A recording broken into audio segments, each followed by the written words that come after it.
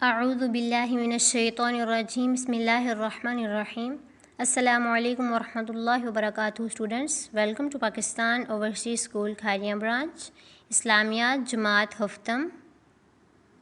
آپ کا ٹاپک ہے رسولوں پر ایمان۔ جیسا کہ آپ نے یہ پڑھ لیا تھا اس کا معنی و مفہوم، مجھے امید ہے کہ آپ کو اس کی بہت اچھی سمجھ آ گئی ہے۔ نیکسٹ لیسن ہے ہمارا صفحہ نمبر 8۔ یہاں سے آپ ریڈنگ کریں گے آج۔ انبیاء کرام کا سلسلہ حضرت آدم علیہ السلام سے شروع ہو کر نبی اکرم حضرت محمد صلی اللہ علیہ وآلہ وسلم پر ختم ہوا۔ تمام رسولوں اور نبیوں پر ایمان لانا اور ان پر نازل کردہ کتب اور صحیفوں کی تصدیق کرنا ہر مسلمان کے لیے ضروری ہے۔ اس کے بغیر ایمان مکمل نہیں ہوتا۔ یہ عقیدہ رسالت و نبوت ہے۔ انبیاء کا سلسلہ جو ہے وہ حضرت آدم علیہ السلام سے شروع ہو کر نبی اکرم صلی اللہ علیہ وآلہ وسلم پر ختم ہوا۔ آپ کے مائنڈ میں یہ چیز ہونی چاہیے کہ ان کے درمیان جتنے نبی آئے 1,24,000، ہمیں ان پر جو ہے ہمارا عقیدہ ہونا چاہیے کہ وہ سب اللہ تعالیٰ کے نبی تھے۔ اگر ہم ان میں سے کسی ایک کا بھی انکار کریں گے تو ہم مسلمان نہیں رہیں گے۔ تمام رسولوں اور نبیوں پر نازل کردہ کتابیں جو ہیں وہ صحیفے جو ہیں ان کی بھی تصدیق کرنا ہر مسلمان کے لیے ضروری ہے، ورنہ ایمان مکمل نہیں ہوگا۔ نیکسٹ ہے آپ کا رسولوں پر ایمان۔ سب سے پہلے آپ نے مفہوم پڑھا تھا کہ رسالت کا مفہوم ہے کیا۔ اب رسولوں پر ایمان۔ بعثت نبوی سے پہلے دوسرے عقائد اور اعمال کی طرح رسولوں پر ایمان کا عقیدہ بھی غیر واضح تھا۔ بعثت نبوی یعنی نبی صلی اللہ علیہ وسلم کی جو وہ بعثت سے پہلے کہیں پر انبیاء کرام کو معبود کا درجہ دیا جاتا تھا، نعوذ باللہ۔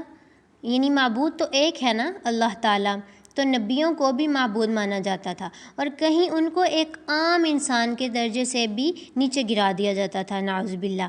اسلام نے اس کی وضاحت کی اور بتایا کہ تمام انبیاء کرام اگرچہ عام انسانوں سے بلند ہیں لیکن اس کے باوجود سب کے سب انسان ہی ہیں۔ مطلب نہ تو ان کو خدا مانو اور نہ ہی انسانیت کے درجے سے نعوذ باللہ نیچے گرا دو۔ وہ ہیں تو عام انسان لیکن عام انسانوں سے ذرا بلند ہیں، ان کا درجہ ذرا بلند ہے۔ اللہ تعالیٰ نے انسانوں کی ہدایت کے لیے انہی میں سے انبیاء مبعوث فرمائے، جیسا کہ ارشاد باری تعالیٰ ہے، بسم اللہ الرحمن الرحیم، قل انما انا بشر مثلکم یوحی الی انما الہکم الہ واحد فمن کان یرجو لقاء ربہ فلیعمل عملا صالحا ولا یشرک بعبادۃ ربہ احدا۔ سورۃ الکہف کی یہ آیت ہے۔ ترجمہ: کہہ دو کہ میں تمہاری طرح ایک بشر ہوں، انا بشر مثلکم، میں تمہاری طرح ایک بشر ہوں، انسان ہوں، البتہ میری طرف وحی آتی ہے کہ تمہارا معبود وہی ایک معبود ہے۔ تو جو شخص اپنے پروردگار سے ملنے کی امید رکھے چاہیے کہ عمل نیک کرے اور اپنے پروردگار کی عبادت میں کسی کو شریک نہ بنائے۔ سب سے پہلے یہ کہا کہ میں ایک نبی ہوں، مطلب ایک بشر ہوں، تم ہی میں سے ایک جو وہ بشر ہوں، اور میری طرف وحی آتی ہے اللہ کی طرف سے اور میں تمہیں اس کی جو وہ گائیڈ کرتا ہوں۔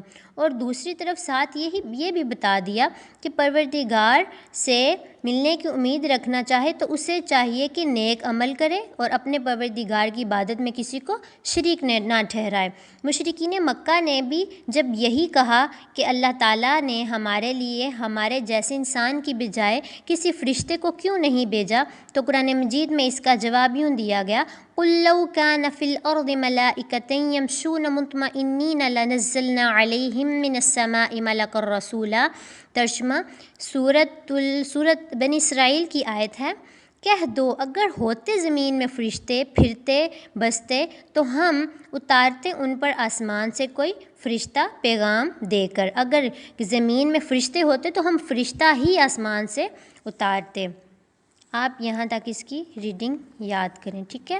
امید ہے کہ مجھے آپ کو یہ لیسن سمجھ آ گیا۔ آپ رسولوں پر ایمان کی جو وہ ڈیفینیشن جو وہ اچھے سے یاد کریں، رسولوں پر ایمان اور رسالت، ٹھیک ہے؟